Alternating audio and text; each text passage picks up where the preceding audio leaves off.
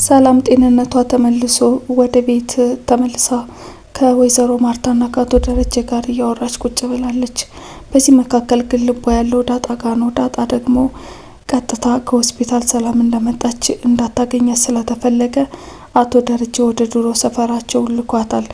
በዚህ መካከል ሰላም ጭራሽ አቴንሽኗን ስብስባ ከቤተሰቡ ጋር ማውራት አልቻለችም። በርበሩ ነው የምታየው። በዚህ ሁኔታ ዳጣ ስትመጣ ሰላም ራሷን መቆጣጠር አልቻለችም። ወይዘሮ ማርታም ተርበትብታ ሰላም አመመሽ ወይ ምን ተፈጠረ በማለት ተደናግጠው ሲደግፏት ነበረ። ዳጣ ቆማ ነገሩን በትዝብት ስትመለከት የነበረው እና ዳጣም አይዞሽ እንኳን ተሻለሽ እንኳን እግዚአብሔር ማረሽ በማለት ስትጠጋት ሰላም ጭምቅ አርጋ አቅፋታለች። ዳጣ በዚህ ሰዓት ተጨንቃለች በጣም ለምን እንደምታጠብቃት ሁላ ሊገባት አልቻለም። በዚህ ሰዓት የተደናገጠው አቶ ደረጀ ዶክተሩ አትቀመጥ እረፍት ታድርግ ብሎኛል በማለት ወደ መኝታ ቤት ዳጣና እሱ ተጋግዘው እንዲወስዷት ወይዘሮ ማርታን በማስረዳት እንግዲህ ሰላምን አንስተው ወደ መኝታ ቤቷ ወስዷታል። እናም ዳጣን ደጋግማ እየሳመቻት ነው። አቶ ደረጀ በጣም ፈርቷል። ሰላም እንደተነጋገር ነው አደራ እያላት ነው። ሰላም ምንም አይፈጠርም ትላለች። ዳጣ ነገሩ ምንም ሊገባት አልቻለም። ብቻ ሰላም ልትለቃት አልቻለችም። ከድሮ በጣም ተለይታባታለች። እናም ወደ ሱቅ ትሄድና የሚያስፈልገውን ነገር ገዛዝታለች ትምጣ ሲላትም በጭራሽ አትወጣም ብላለች። ዳጣም ከታዘዝኩኝ ታዝሻለሁ ነው ከፈለክ ናታንን ላከው ብላለች። እና በዚህ ሁኔታ ነበረ እንግዲህ ከመኝታ ቤት አትውጪ አብረሽኝ ደሪ በማለት አብረው ያደሩት።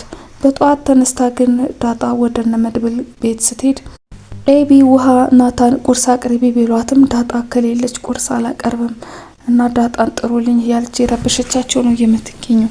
ሰላም በዚህ ሰዓት ራሷን መቆጣጠር እያቃታት ነው። ዳጣን ስታይ በጣም እየተቀያየረች ነው የምትገኘው። ምግብ ሰርታ በጣም ከመጠን በላይ እንድትበላ ታስገድዳታለች፣ ታጎርሳታለች። ልቀፍሽ እስኪ እያለች ታቅፋታለች፣ ትስማታለች። የምታደርገው የምትጨብጠው ነገር ነው ያጣችውና እስካሁን ብትኖር ብላ የምታስባት ልጇ ከጎኗ ሆና ስታገኛት የእናት ፍቅር አታ ያደገችው ልጅ አሁን በቂ የእናት ፍቅር ለመስጠት በሚመስል ሁኔታ ከመጠን በላይ ታስበላታለች እና በጣም ፍቅርም እያበዛችባት ነው። በዚህ መካከል ነበረ ናታን ደውሎ አንቺ ካልመጣሽ ቁርስ አይቀርብም ሰላም ከልክላናለች በማለት ዳጣን እንድትመጣ ያደረገው እና ኤቢ እሷን ለምንድነው የምንጠብቀው? ቁርስ መቅረብ አለበት፣ ዳጣ ትምጣ የሚባል ነገር መስማት አልፈልግም በማለት ውሃን ትልካታለች። ሰላም ግን ለውሃ ለብቻዋ ምግብ አቅርባዛው ኪችን እንድትበላ አድርጋታለች። ቶሎ ቶሎ ቢና ውጪ በማለት እንደውም ሌቢም እንዳትናገሪ ማለት ውሃን እያበላቻት ነበረ። ቁርስ በመዘግየቱ በጣም የተናደደችው ኤቢ ወደ ኪችን ስትሄድ ውሃ ምግብ እየበላች ነው ያገኘቻትና ለምንድነው ዳጣን የምንጠብቃት? አንቺና እሷማ እየተመሳጠራችሁ ይህን ቤት በጣም እየበጠበጣችሁ ነው የምትገኙት። ሁለታችሁም ከዚህ ቤት መውጣት አለባችሁ በማለት አሁንም የተለመደ ንትርኳን ትጀምራለች። ሰላም አሁን ላይ ስለ ዳጣ መጥፎ ነገር መስማት አትፈልግም በጭራሽ። ከድሮም የዳጣ ደጋፊ ናት። አሁን ደግሞ ልጇ እንደሆነች ስታውቅ እያንዳንዷ ነገር እየተሰማት ነው የሚገኘው። እናም እንደውም በተኛችበት አንቄ እገድላታለሁ በማለቷ የተነሳ ሰላም ከቁጥጥሯ ውጭ ሆኖ ኤቢን ተንጠራርታ አንዴ በጥፊ ያጩላታለች ማለት ነው። ኤቢ ማመን አልቻለችም። ለሷ ብለሽ እኔን መታሽኝ ወይ የዚህ ቤት ሰራተኛ መሆንሽን አትርሺ በማለት በጣም ተናዳ እንግዲህ ከዚህ ቤት እንደምታባረራቸው እየዛተች ወጥታለች ማለት ነው።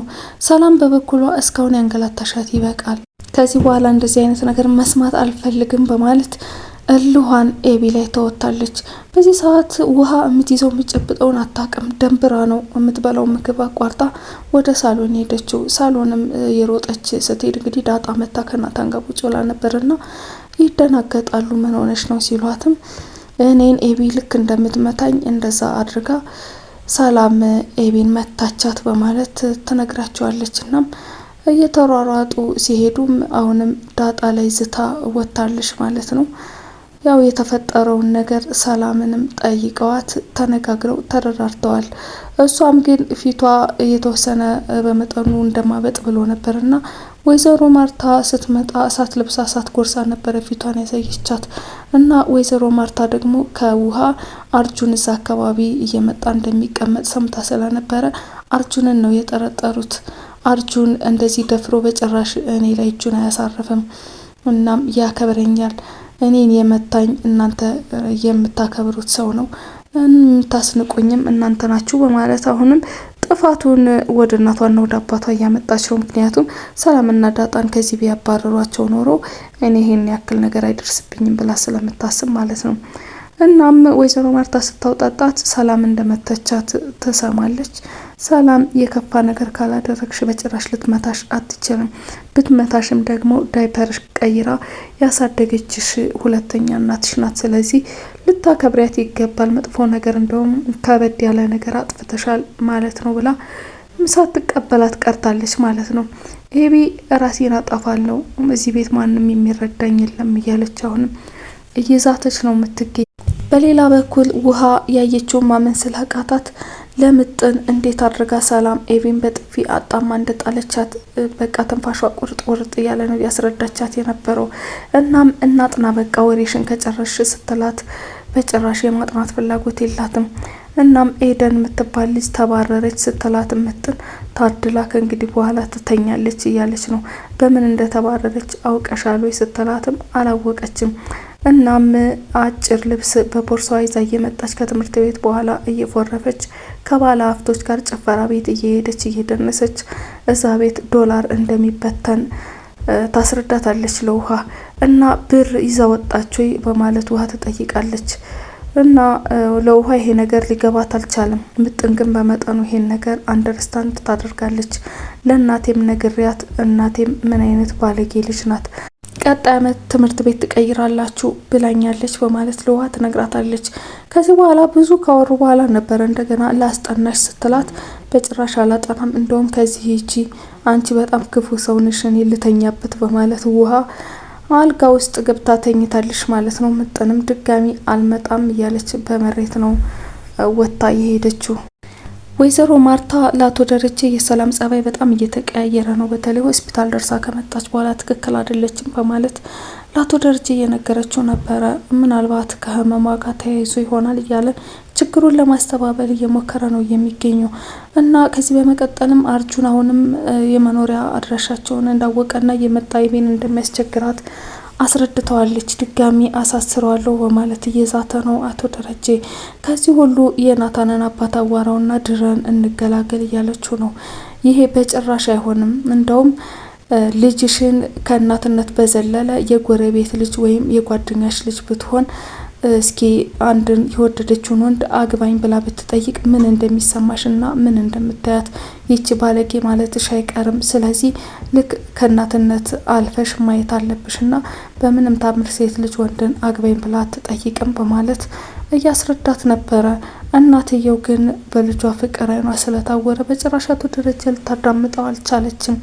እና እኔ ናታንን አባት አናግረዋለሁ ጨርሰናል ስትለው ክው ነው ያለው።